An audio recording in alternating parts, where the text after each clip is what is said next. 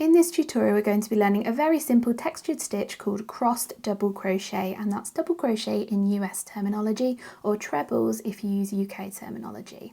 So to work a crossed double crochet, we skip the next stitch and we make a double crochet into the stitch after that skipped stitch. And here is our skip stitch, and now we're going to go back and we're going to work a double crochet into that skip stitch, kind of ignoring that double crochet we just made.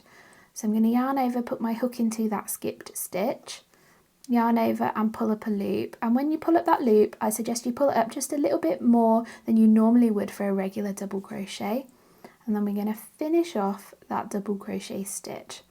And as you can see, those two double crochets we just made cross each other, and that's what makes that texture. So let's see that again. We're going to skip a stitch, then we're going to make a double crochet into the stitch after that, and then we're going to go back and work a double crochet into that skipped stitch. So that's how you work crossed double crochet. We're going to be using crossed double crochet in the upcoming Yorkshire Sampler Blanket Crochet Along in the third square called the Windy Moors Square. If you'd like to find out more about this Sampler Blanket Crochet Along, then check out the video that I've popped up on your screen.